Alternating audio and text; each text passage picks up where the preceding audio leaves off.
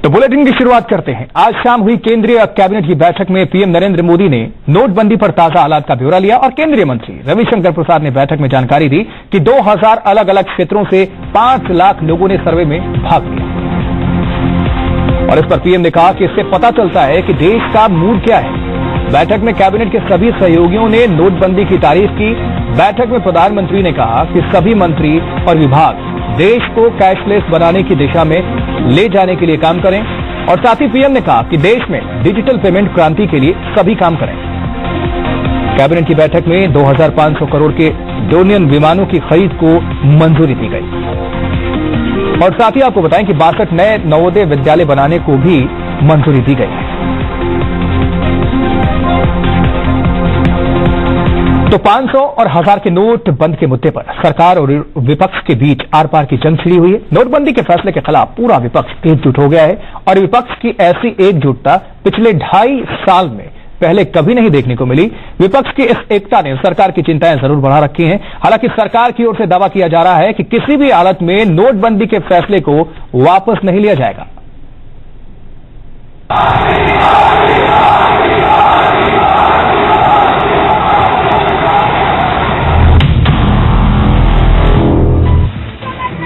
एक मुद्दा, 13 दल और करीब 200 सांसद। ये तस्वीर संसद भवन परिसर के भीतर की है।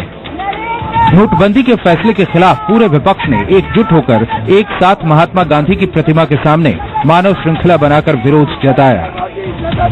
Congress, left, SP, BSP, DMK, AIADMK, TMC, JDU, RJD सभी दल अपने आपसी मतभेदों को छोड़ नोटबंदी के खिलाफ एकजुट होकर एक साथ खड़े हो गए हैं। एक स्कैम है। हमें लगता है कि प्रधानमंत्री, उनके प्रेसिडेंट, उन्होंने अपने लोगों को इसके बारे में पहले बताया है, तो उस पे जेपीसी होनी चाहिए। मैं ये पूछना चाहती हूँ प्रधानमंत्री जी से कि ऐसा डर क्यों है? यदि उन्होंने अच्छा काम किया, नेक काम किया है, जनहित में काम किया है, काले धन पर अंकुश लगाने के लिए काम किया है, तो प्रधानमंत्री जी घबरा क्यों रहे हैं? मई 2014 में नरेंद्र मोदी के केंद्र की सत्ता संभालने के बाद ये पहला मौका है जब पूरा का पूरा विपक्ष किसी एक मुद्दे पर एक सुर में बोल रहा है। पश्चिम बंगाल की मुख्यमंत्री और टीएमसी मुखिया ममता बनर्जी ने नोटबंदी के विरोध में जंतर मंतर पर धरना दिया। धरने में ममता का साथ देने एसपी की सांसद जया बच्चन और जेडीयू के बड़े नेता शरद यादव भी पहुंचे। पावर में रहने से दो आंखों कभी कभी बंद हो जाता है, कान भी बंद हो जाता है। जिसको बंद हो जाता है वो पूरा बंद हो जाता है और जिसको खुला रहता है उसका खुला रहते हैं। एक चीज इतना बड़ा आकार ले लिया, इतना बड़ा आकार ले लिया कि government has lost all the credentials. 16 नवंबर से शीतकालीन सत्र शुरू हुआ था, लेकिन नोटबंदी पर विपक्ष के तीखे तेवरों के बाद संसद ठप पड़ी है। विपक्ष नियम 56 के तहत चर्चा की मांग कर रहा है। इसके तहत चर्चा के बाद वोटिंग होती है, जबकि सरकार नियम 193 के तहत बहस चाहती है। इसमें चर्चा के बाद न तो वोटिंग होती है न प्रस्ताव पास होता है। नोटबंदी पर विपक्ष के तीखे तेवरों को देखकर बुधवार को पीएम नरेंद्र मोदी भी लोकसभा पहुंचे, लेकिन हंगामा नहीं थमा। उधर सरकार ने भी साफ कर दिया है कि विपक्ष चाहे जितना जोर लगा ले, नोटबंदी का फैसला वापस नहीं होगा। और मुझे आश्चर्य हो रहा है, ये सब पार्टी एक हो रहे, सब कॉम्बिनेशन वो कह रहे हम सब एक हो गए। एक हो तो तुम्हारा स्ट्रेंथ क्या है भाई? इस देश में गरीब लोग मोदी जी के साथ हैं, इस देश में किसान लोग मोदी जी के साथ हैं। और ये अरविंद केजरीवाल, ममता बनर्जी कह रहे हैं इसको वापस ले, वापस लो। वापस लेना मोदी जी का खून में नहीं है जी, कभी भी वापस नहीं लेंगे। बहरहाल सरकार भले ही नोटबंदी के फैसले पर पूरी ताकत के साथ डटी हो, लेकिन विपक्ष ने इस मुद्दे पर जिस तरह की एकजुटता दिखाई है, उससे पीएम मोदी और उनके रणनीतिकारों के माथे पर चिंता की लकीरें जरूर खड़ी कर दी हैं। हालांकि अब देखना यह है कि विपक्ष की एकता कब तक कायम रह पाती है। Bureau report, India 24/7। तो नोटबंदी के खिलाफ कांग्रेस का हल्ला बोल जारी है। दिल्ली में देर शाम कांग्रेस कार्यकर्ता प्रधानमंत्री आवास का घेराव करने पहुंचे। हालांकि पुलिस ने बैरिकेडिंग लगाकर कांग्रेस कार्यकर्ताओं को पहले ही रोक लिया। काफी देर तक पुलिस और प्रदर्शनकारी कार्यकर्ता आमने सामने डटे रहे। और इससे पहले कांग्रेस कार्यकर्ताओं ने नोटबंदी के खिलाफ कैंडल मार्च भी निकाला।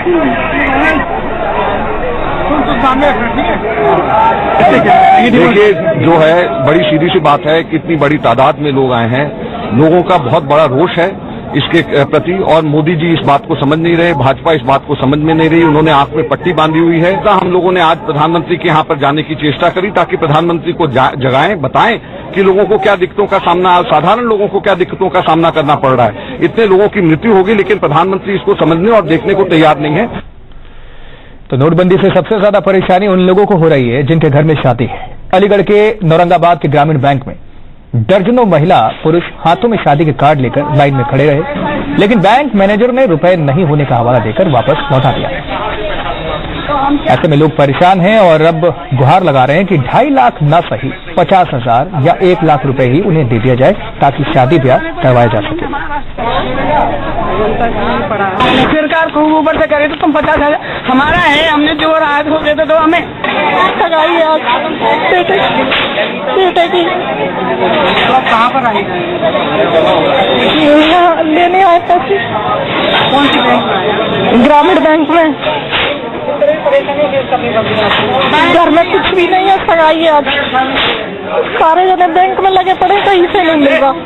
हाँ, भीड़ में लगना पड़ रहा है और क्या कहते हैं, बहुत कम पैसों की बहुत दिक्कत आ रही है। 2,000 रुपये दे रहे हैं, 2,000 रुपये से क्या होता है।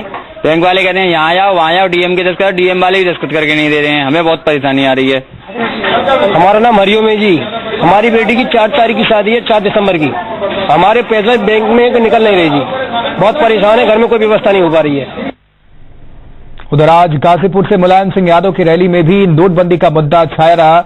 मुलायम सिंह यादव ने पीएम मोदी के फैसले पर सवाल उठाए। मुलायम ने कहा कि पीएम मोदी घमंड में चूर हैं और वो मनमानी कर रहे हैं। मुलायम ने कहा कि लोकतंत्र में मनमानी नहीं चलती।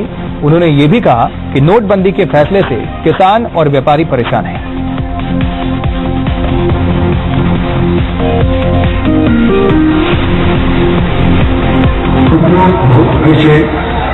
पूरी कुछ नहीं है, वो सारा फंसी करके पार्टी को कमजोर करना चाहते हैं। वो जल्दी से उजागर हो जाएंगे, सारा फंसी करने वाले हैं। हमारे सामने कुछ कहेंगे, पीछे कुछ कहेंगे। ये समाजवादी पार्टी का कभी मिटा नहीं रहा। समाजवादी पार्टी जो अभी कहा था कचरी करी भेजनी, समाजवादी पार्टी तो खुली जवाब, जमीन मुट्ठी खुली जवाब अधिकार है। और पाकिस्तान की कायराना कार्रवाई में शहीद हुए 3 जवानों को आज सेना ने अंतिम विदाई दी। ग्रेनेडियर मनोज कुमार कुशवाहा, राइफलमैन प्रभु सिंह और राइफलमैन शशांक कुमार सिंह को सेना ने श्रद्धांजलि दी। ये तीनों जवान पाकिस्तान माचल सेक्टर में शहीद हुए थे। पाकिस्तान की बैट टीम के हमले में ये शहीद हुए।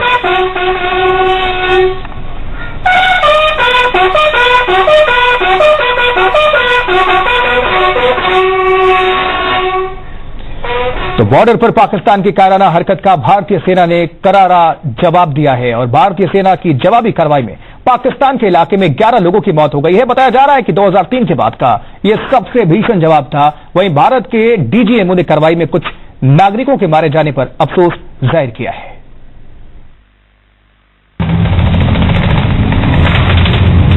गैर पाकिस्तानी फौज ने हमारे 3 फौजियों को शहीद किया, लेकिन वो इतने तक नहीं रुके। उन्होंने एक फौजी के शव के साथ ऐसी बर्बरता की कि हैवानियत भी शर्मा जाए। ऐसे में भारतीय सेना भी कहां खामोश रहने वाली थी। हमारे जवान के साथ हुई बर्बरता की खबर आने के बाद सेना ने साफ कर दिया था कि इस कायराना हरकत का भरपूर और मुंहतोड़ जवाब दिया जाएगा। हुआ भी ऐसा ही। खुद पाकिस्तानी सेना ने माना है कि यह जवाब बेहद भीषण था। Pakistani news channel the Dawn के मुताबिक भारत ने लवात और नकियाताल के तातापानी एरिया में बुधवार को भारी फायरिंग की। इस दौरान एक बस भी इसकी चपेट में आ गई। इस हमले में दर्जन भर लोगों की जान चली गई। सेना पर पूरा विश्वास रखिए, भरोसा रखिए, इतना ही कहूंगा। भारतीय सेना ने केएल, पुंछ, राजौरी और माचल सेक्टर से पाक के खिलाफ जवाबी कार्रवाई का मोर्चा खोला है। सूत्रों के मुताबिक भारतीय सेना ने पाकिस्तानी चौकियों को निशाना बनाकर 120 mm के भारी मोर्टार और मशीन गनों से गोलीबारी की है। बहुत खतरनाक फायर आ रहा है पाकिस्तान की तरफ से। हमारी इंडियन आर्मी मुंह तोड़ जवाब दे रही है, उसका बहुत ही खतरनाक फायर आ रही है। तो जंगलों में किस तरह से आग लग गई है? पूरे जंगल जल रहे हैं, पाकिस्तान की ऐसी फायरिंग आ रही है, उससे आग लग रही है, पूरे जंगल जितने भी जल रहे हैं, पूरे जंगल। कितना फैल चल रहा है दोनों तरफ से, इधर से भी पूरा जवाब हो रहा है, तो वो भी इसी धमाके से वो बच्चा, दूसरा बच्चे को छोड़ गया, उसके टांगे गिर के टूट गई। हमारी इंडियन आर्मी किस तरह से भरपूर जवाब दे रही है? भरपूर जवाब है, पूरा भरपूर जवाब दे रही है, अच्छे जोर से।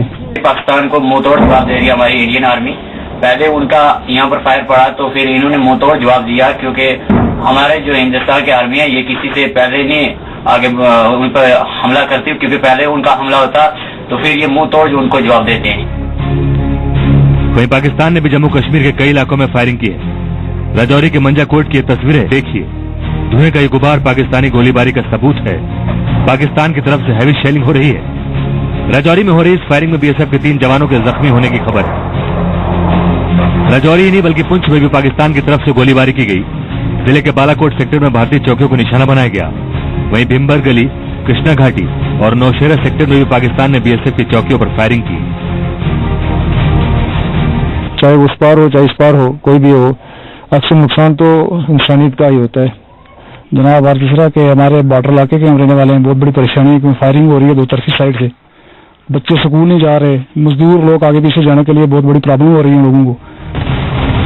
पाकिस्तान को भारतीय सेना जबरदस्त जवाब दे रही है, लेकिन डिफेंस एक्सपर्ट इससे संतुष्ट नहीं है। उनका कहना है कि सेना को और छूट देने की जरूरत है। हम सिर्फ रिटेलिएट करते हैं और कहते हैं कि हमने बड़ा बिफिटिंग रिप्लाई दिया है, बड़ा सही उत्तर दिया है। क्या उत्तर दिया है? आपके हर रोज का आपका रेट है 3 सोल्जर, 2 दिन में 3 सोल्जर्स एट द रेट आप खो रहे हैं। ये क्या, ये एब्सोल्युटली नॉट एक्सेप्टेबल है, इसको हम एक्सेप्ट कर नहीं सकते। बॉर्डर पूरी अटैक के बाद से हालात तनावपूर्ण बने हुए हैं। वहीं सर्जिकल स्ट्राइक के बाद पाकिस्तानी फौज में बौखलाहट है। यही वजह है कि वो बॉर्डर पर अपनी कायराना हरकत करती है। ऐसे में जानकार मानते हैं कि पाकिस्तान नीति पर फिर से विचार करने का वक्त आ गया है। Bureau report, India 24/7। और इस साल 31 अक्टूबर तक पाकिस्तान ने, आपको बता दें कि 375 बार सीज फायर का उल्लंघन किया और सर्जिकल स्ट्राइक के बाद पाकिस्तान करीब 310 बार सीज फायर का उल्लंघन कर चुका है। तो सर्जिकल स्ट्राइक के बाद पाकिस्तान की गोलीबारी में सुरक्षा बलों के 18 जवान हमारे शहीद हुए हैं। एलओसी पर पाकिस्तानी फायरिंग में 12 आम नागरिकों की भी मौत हुई है। यहां वक्त एक छोटे से ब्रेक का, लौटेंगे फौरन। आप बने रहिए हमारे साथ, देखते रहिए इंडिया 24/7।